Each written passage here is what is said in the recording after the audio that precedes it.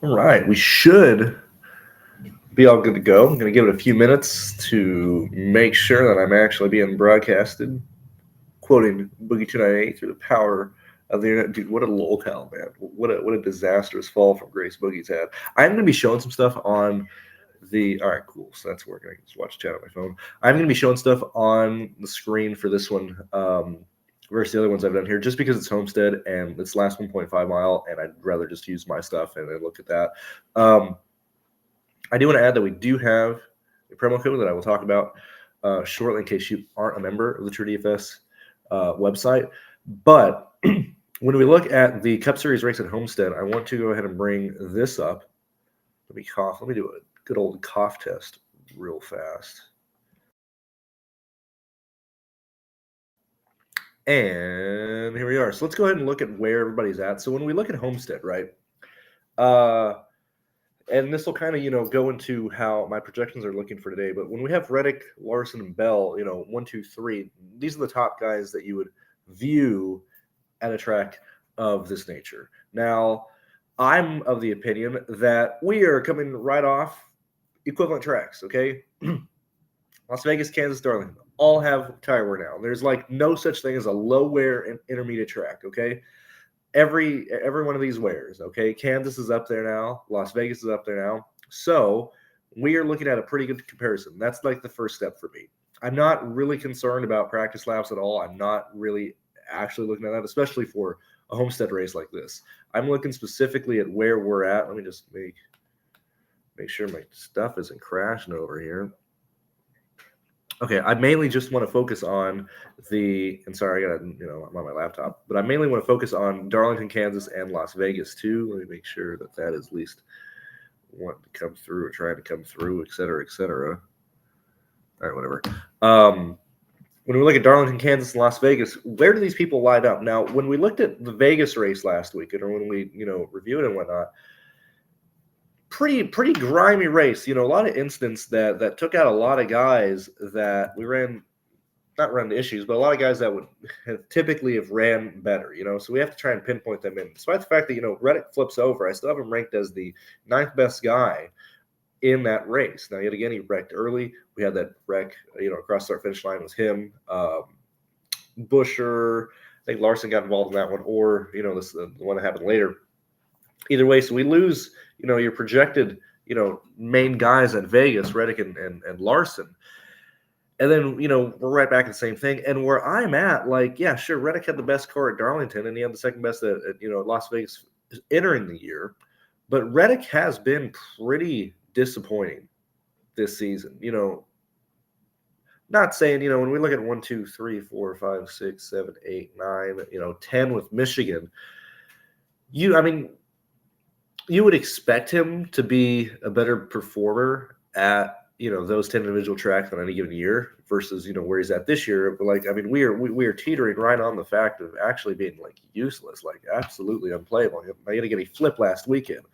But we look at where Reddick's been at these races, and these are pretty disappointing races. Okay, so where I'm at, and it's not because he flipped over, not because of his finish last weekend at Las Vegas, but I'm not seeing anything here, possibly early in the year, but he should have been able to replicate that a lot better. I'm not seeing anything here that would really push me towards going to Tyler Reddick today. That's really my first step. So I will probably not be playing Reddick. Of course, when we look at Larson, always in play. Whatever, like going to run issues, going to not run issues, whatever. Anytime he's pretty much not involved in a crash, this is got damage at Las Vegas.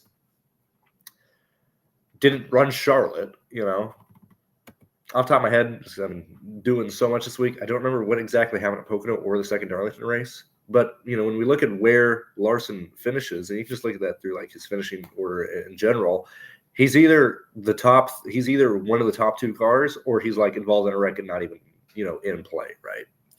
We look at last year, arguably the best car, running around with Blaney and like hits the pit road wall. Like, brother man, just throw Blaney into the wall. I think you prioritize Larson here. It's Larson at Homestead. Why would you not do that? Same thing with Bell. When we look, and yet again, when we're comparing these 3 guys, we're looking at where Reddick is, we're looking at where Larson is, And the guy that has been the best Joe Gibbs car pretty much this year has been Mill. Going from the second part of the season, now yet again, brand new issue at Las Vegas, Darlington, Kansas, we can see that here of him, just underperforming and running issues and et cetera, et cetera. Once we get that done, the most consistent driver. As of late, when we look at the last 4 races here, you could argue that it's, between him and Byron of being consistent or being the most consistent. I mean, same thing with Byron and where we're at here, which is Byron's so weird in comparison to last year to this year. Yet again, another run where he's, a top 3 car, but he has not been able to, literally get the lead like this. He cannot lead this year. He cannot win these races for whatever reason. He is just literally second place no matter who's in the lead. He'll maintain second. The lead will swap, and it's just not him taking advantage of that situation. And so when I'm looking here, and I'm with you, Phila. I'm leaning Bell. I'm leaning Larson. I think you can. I'm personally not seeing anything that is leaning me towards really fearing not having exposure or not having a lot. Whatever you do. I'm just speaking for myself. I don't see anything that's really concerning about not having exposure to Tyler Reddick in today's race. I'm not concerned about that at all. And so, in fact, if he is expected to, to push 35-40% ownership, I mean, I think the play is very easily there. Is you just go underweight on Reddick. I'm not seeing anything here that is clearly having him heads and shoulders above the field, especially in a race to where fast laps are going to be spread out, laps that are going to be spread out.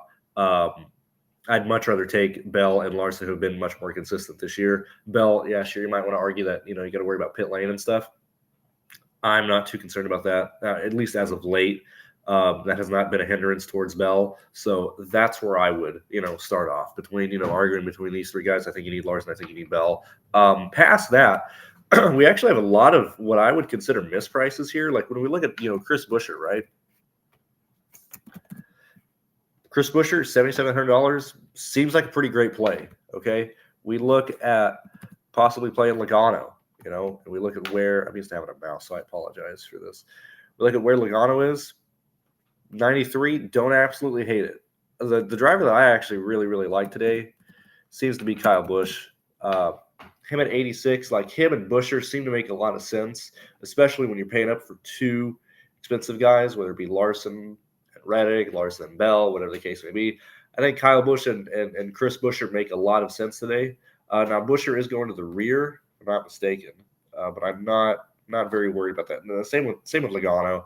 We're not playing them for leading laps. That is not something I'm worried about. I do just want to check that really fast.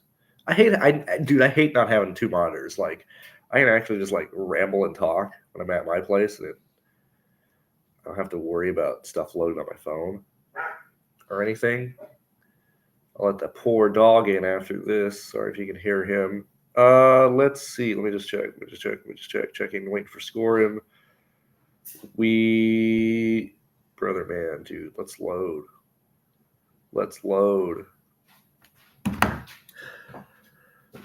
Yeah, okay, yeah. Logano and Buescher both going to the rear. Sorry, that took me 7 minutes to get to. But when we look at the rest of this, we look at Hamlin. No real interest in Hamlin. We've seen a stark decrease. Now, Hamlin has not been involved in wrecks. He's just been running extremely poorly.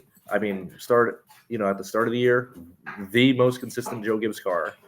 And then as soon as he broke away, we saw Bell absolutely take over that consistency. Whenever I'm viewing this, what I view as a 1-to-1 racetrack, Las Vegas, Kansas, Darlington, I mean, they run the exact same as what is the difference truly? And I've said this for years. I don't understand why people refuse or they just don't want to acknowledge this. Where do you run at Darlington? You run the wall. Where do you run at Kansas? You run the wall. What are we doing? Literally the same tracks. We're seeing Hamlin recent form looking horrendous. I have no interest in Hamlin. We look at Truex, starting 6, probably going to be the 4th best driver, $9,000. Okay, realistically, he hits 44 to 46. He's going to hit value.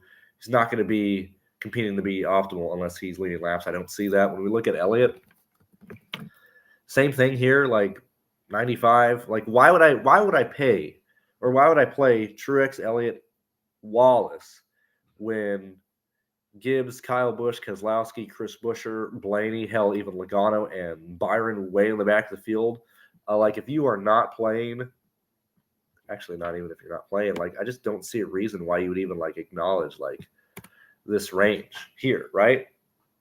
Like 4th to 13th, I just don't see why you would want exposure to that area of this slate. It just doesn't make sense to me. When we're looking at value, I do want to take this off now, if I can remember how to do it. You want to talk about value plays and value moves? Use promo code NBA25 for 25% off your first month, and NBA Yearly for 10% off yearly subscriptions for those of you that would like to have access to SaberSim and our stuff through us. Now, realistically, when we're talking about value on the slate, Todd Gilliland seems to be probably the safest play. Now, I'm getting a lot of Kaz Grala today. Not in my lineups, but a lot of my higher lineups are wanting me to use Kaz Grala because it's building very much like Bell, Larson, Kyle Busch, Chris Buescher. They need a punt play or whatever. I'm not entirely a fan of that. Now, the Rick Ware cheat code, I mean, at least at this point, Joy's 57. Kaz is 52. Normally I'd use that, but he's starting 27th, man. I mean, every race, every time everybody shits on Cody Ware. Like, how much money have you guys won off Cody Ware this year? Like, are you kidding me? This guy keeps on scoring like 38 fucking 40 points every week at like 5K. So actually, like, I don't really hate it. Like, even if it's showing me that at 27th, that shows that we might have more volatility or more viability than what would probably be, expected. Don't know what I'm going to do there. I like Gilliland. Priest is probably just going to be there. And I mean, Cindric too. Like, Cindric's projected hit value as well because he's only 7K. He very easily hits 35 points. And so, due to Cindric being, or due to the pricing that Cindric is at, due to the pricing that Buescher is at, I think you can get away with using the 7K range. And I know we have a Gregson comment in the question, but Gregson at 74. This is what concerns me about Gregson, okay? This is why I don't necessarily really care about practice data, okay? Because we'll have outliers of where, somebody looks good on the long run or whatever, right? Gregson starts 16th, okay? We are looking at all of these races this year. Where has he fallen in line at, okay? Started the year off pretty decently, okay? You could argue, 13th best car. Yet again, just the top 10 markers, so I can see it easily. 13th best car went to Dover, 10th, 9th best at Kansas. We haven't seen that anywhere at all from this. Haven't seen that at all. Now, he did get involved in a wreck at Kansas 1, 2, if I'm not mistaken. This should be it's Pocono. But very much a situation where I think it's going to be a great real life day. I just don't like. I think he finishes probably 17th today, man. I would much rather take Chris Buescher. Certainly, when people especially like this, where I hate bringing this shit up of oh my gosh, because it's kind of it's a very very lazy move to do. But why is Buescher 7,700? I just don't understand that at a track that he's won at recently, and we see he's just constantly a top 10 car starting 21st. We're gonna get a huge discount because people are like, oh, he's going to the rear, can't play Chris Buescher or whatever. Ooh, the worst this guy has been is 16th twice this season. Outside of this race where he was involved in a crash, right?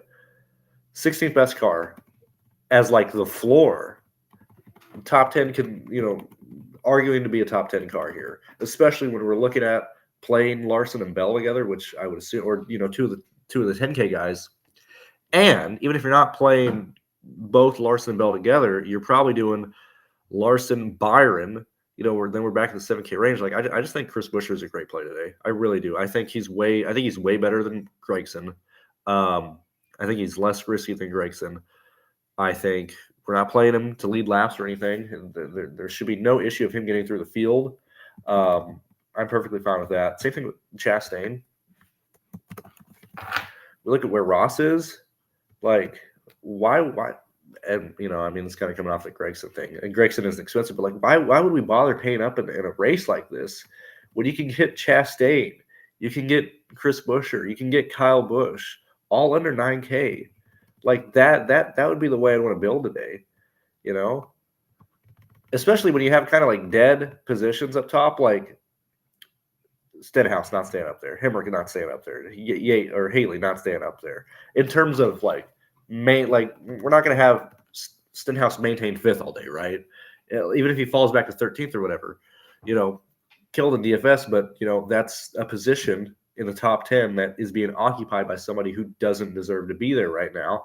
We're most likely going to have Bowman, Briscoe, Gibbs, Hocevar, hell, even Gregson here, Kyle Busch, Keselowski, Zane Smith, Blaney, and Buescher. We could argue that just by default of who's up there, automatically give them 3-4 positions each, of all these lackeys that are up here, kind of wasting space and stuff.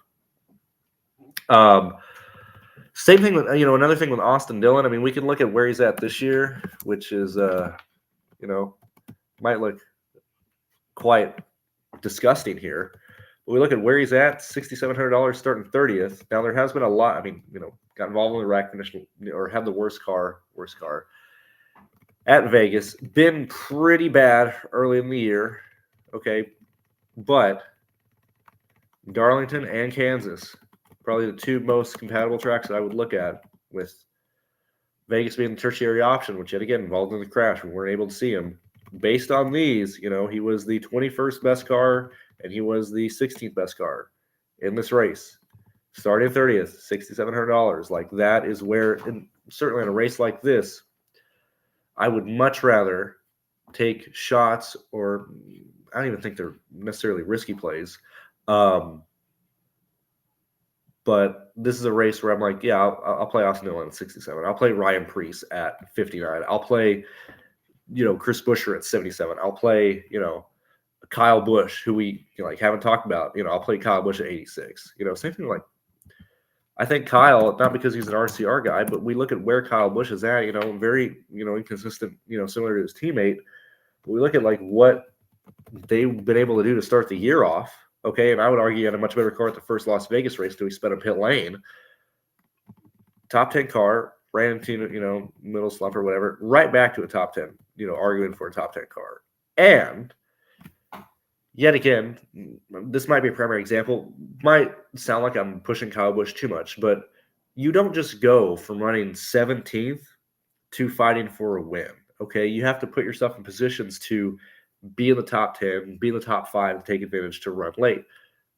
Oh, man, he was the 9th best car at Darlington, okay? Darlington gets crazy. We start running to pit strategies and whatnot and tire wear and everything, and we see Kyle Busch and, Briscoe fighting for the race at the end.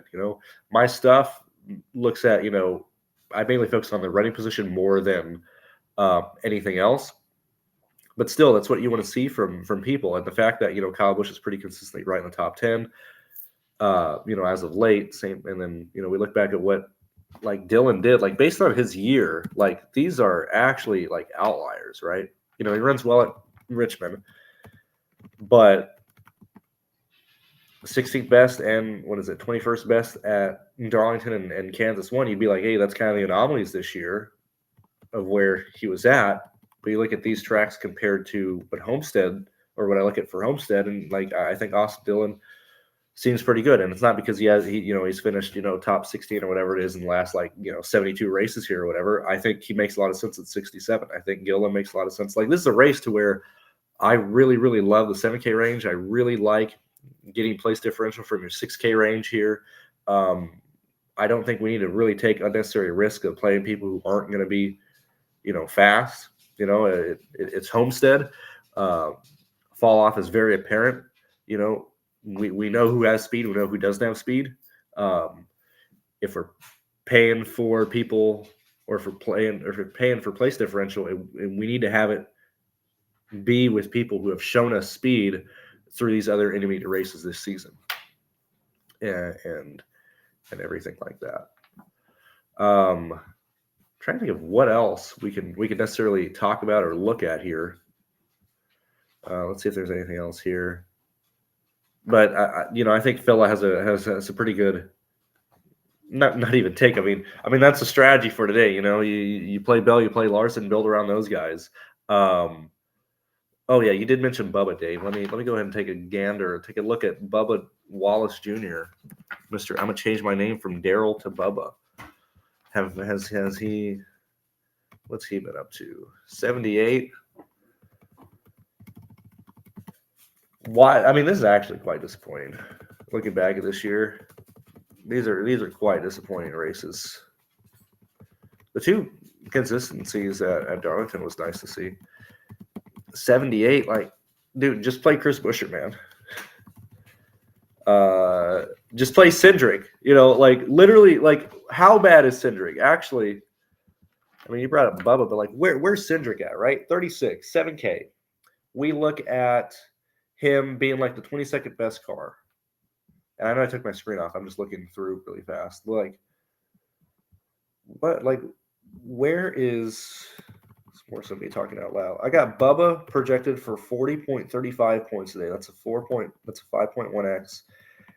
And I have Cindric projected for 1, 2, 3, 4, 5, 6, 7, 8, 9, 10.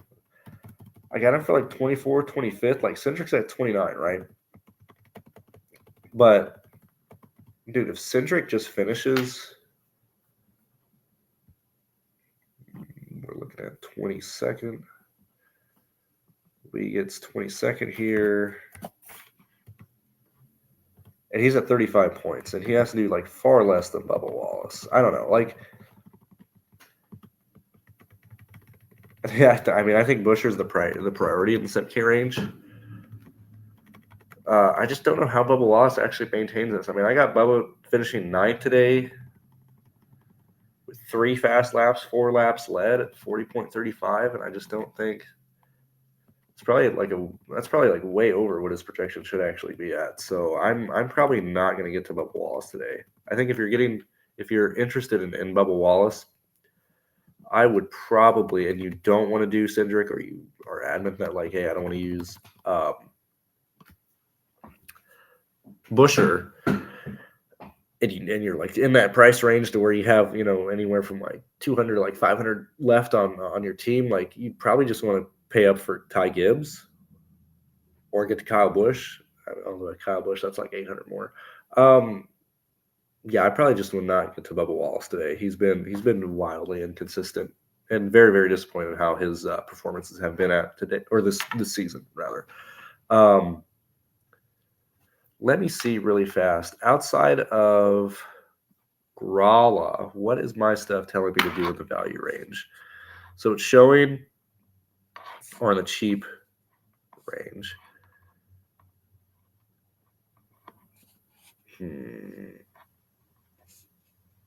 We are looking at, let's want me to use Hemrick, which I understand from the projected point of view, but I'm just not going to do that.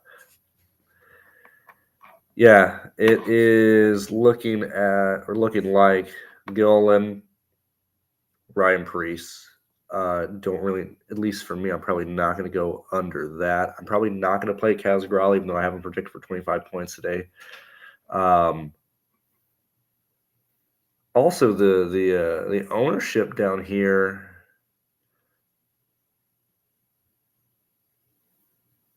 Austin Dillon is probably going to be under 8. Gillen's probably going to be under 7.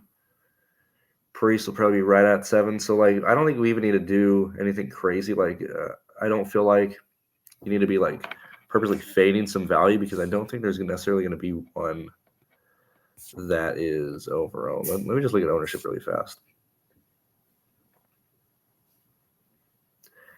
Yeah, it's actually quite funny, because I know you mentioned Gregson and stuff. He's actually one of the only guys that, like, my stuff, like is not telling me to play at all. Like, he's showing as like one of the worst plays on the slate.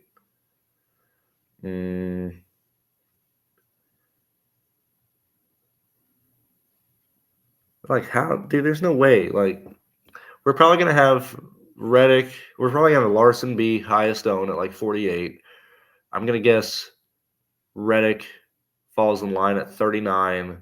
We'll probably have Bell at like 34 to 32. That's probably what I would look at, or that's how I would feel. Yeah, again, contests like 7K or 7,000 people, 8,000 people, so we don't need to get too crazy. We don't need to purposely like fade any dumb plays, and there's not really like any like standout like true value play, like low salary, right? Like point per dollar wise, Busher, Kyle Busch, Logano seem to be the better guys, but I just don't see like a certain value play that we need to get to. So I think that's pretty much my take, unless you guys have any other questions. I'll probably end up going with Gillen or Preece as my cheapest guy. I don't think you need to play both together unless you're purposely playing 3 10K guys. So that would mean your 2 lap leaders plus Byron. But I think that probably gets outscored by having multiple 7 or 8K guys that are probably going to score 45 each. If you're paying up for Byron, you're probably getting you're probably falling in line right at like 48 to 54 points. So speaking out loud, I mean, I guess single entry, that doesn't kill you, but I don't see how Byron is optimal today. So I guess that's another take. I would probably not play Byron, not because you can't. I just think there's cheaper guys that are going to probably make more sense from a build perspective than getting to Byron. So I like Bell over Reddick. I like Bell and Larson together. I'd probably advise, I don't think you need to get to Byron. I think you can build balance or build in the 7 and 8K ranges and have tons of guys that are going to be scoring anywhere from like 47 to like 58 points. What else? I'm not going to be playing Noah Gragson. I'm trying to think of any other questions that have been asked. I like Chris Buescher, even though he's going to the rear. I'm not concerned unless the mechanical failure happens late in the race. I mean, they're changing steering and stuff. So we should know, if that fucking plays dead like on lap 7, like if Buescher's like, oh, it's not turning well, then that line's dead already. But I'm not concerned about them going to the rear. And yeah, I mean, I think that's about it. What I have Elliott projected for. Here, I'll take a gander. Now, you could use the promo code and join us and look at that directly, but I will be nice here. And so I have Elliott projected for. So I got Elliott projected to finish. Let me see. I got Elliott projected for 11th today, 11 laps led, 5 fast laps, a grand total of 32 points. If I were to change that, I would not change the lap led or fast lap projections. I would just change his finishing. So on the good range, it'd be 42 points. So his outcome is probably anywhere between 30 and 46, 48. But that's probably his range. As I said, when we were looking at the recent form, or at least the intermediate tracks this year, I haven't seen anything that would necessarily, especially at like a Homestead. It's more these guys that are like on the fringe of like riding from like 8th to 4th all day. I think they're much more viable at wider intermediates: Kansas, Las Vegas, Texas. But when it's like very much like you have to run one lane, it's very, very difficult to make a second lane work. That's typically hindering guys like Elliott or just drivers in those situations that I would not play him on a track like this. But thank you for asking that, Jason. Phil, Jason, Dave, thank you for the comments, and I will let you guys get back to, I assume, your NFL stuff. And Bobby Sheets and Brody will be live at the top of the hour. Let's just take a quick gander at F1 really fast. I have not looked at it yet. We can do that in real time. I won't put anything on the screen. I'll just be talking out loud. Very, very strange that we have like the F1 after NASCAR today. But hey, that could be worse. Let me go ahead and just take a look at what the builds would be. Now, I'm going to assume just based off, I haven't looked at the grid yet. I'm going to assume just based off the starting grid, it's going to want to lean Ferrari. I'm actually starting to go for the first time right now. Which, shout out to Checo for fucking sucking nuts again. Good job, Checo, for just starting 18th at your home race. I'm glad you spent like 4 weeks in the Americas to just qualify 18th. Michelle's 3K, Botas is 32. Botas is kind of risky at 32, starting 15th.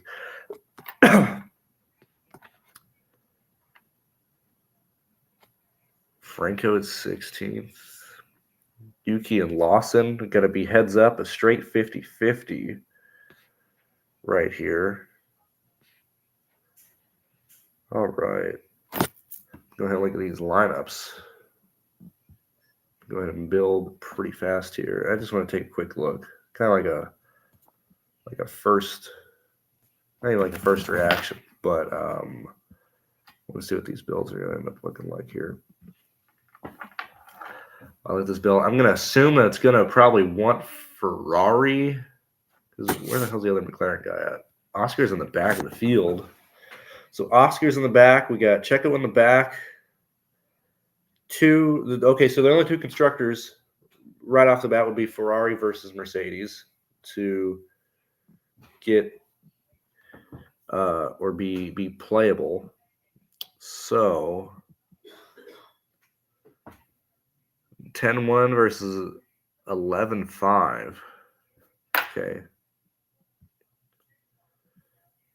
Early stuff will probably lean Ferrari, but, and I'm just speaking out loud here, like Ferrari versus Mercedes, projection-wise, they're not going to be that drastically different. It's going to lean, actually, it's going to lean heavily Ferrari between those two constructors, just because we're probably going to expect. Now, last week, I mean, you had both Ferraris finish top 3. We're probably going to see just between those two, like head-to-head out loud, Ferrari versus Mercedes. I kill another 5 minutes here. 70% of the time, Ferrari's probably going to work out in that, if not 70 to, if not 75 to probably 80. So it's probably going to be a Ferrari constructor today. What is Max? What is his price at? Because they really fucked his price last weekend. He's back to 12. Because Max is like far, far too cheap last weekend. Here, let me see this here. Let me see where Max is.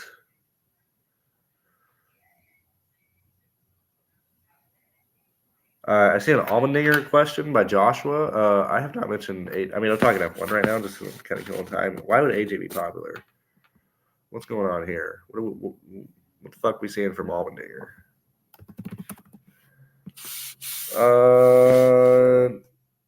11th best at Dover, 24th best at Pocono, is already in 73rd. That would be a no for me. I would not play AJ. Yeah, Max being 11-6 last weekend was really fucking stupid. He's 12 here, starting second.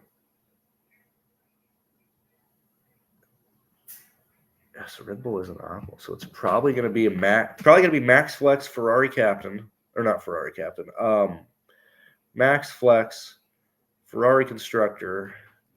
Let's see where these are at. Let's just see really fast. Just looking at early predicted scored lines. Want to see where this comes in at.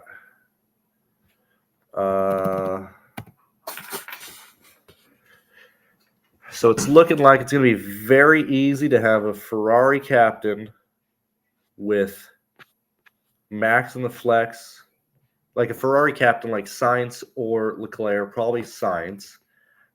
With Max in the flex, Ferrari captain, the values that are going to be viable, it's going to be you're going to be doing the 1v1 flip between the Racing Bulls, between Yuki and Lawless. Honest to God, I might lean Lawless if I'm right. or Lawson. I would probably lean Lawson over Yuki just for the discount and ownership. K-Mag starting 7th. He's going to beat Nico. Probably finish 9th. Probably end up finishing around with maybe 7 points. So K-Mag will be very much a play based on projections. I think that's mainly it. I think this is probably going to be a Sainz captain, Verstappen flex, Ferrari constructor, and determining the last 3v3s. That's going to be on you and what your numbers are saying as we get closer to lock. But those are my quick thoughts. Yeah, what's up, Kyle? I see you just joined. You can go back and listen on 2X. It's only like a 40-minute show. I was just talking F1 while I was kind of killing time before the start of the NFL show. But I'll help you out. Favorite plays for the Cup Series: Bell, Larson. Those would be the two I prioritize. I like Chris Buescher. I like Kyle Busch. Those would probably be the guys that stand out for me the most. But you can go back and listen to how everything else I was talking about for context on those 4. Past that, thank you guys for being here, and I'll see you guys later. Best of luck in today, and enjoy your NFL if you're playing that. Like, I can't envision a more unfun sweat for like 7 hours, but whatever, guys, whatever gets you off. See you guys later. Good luck with that.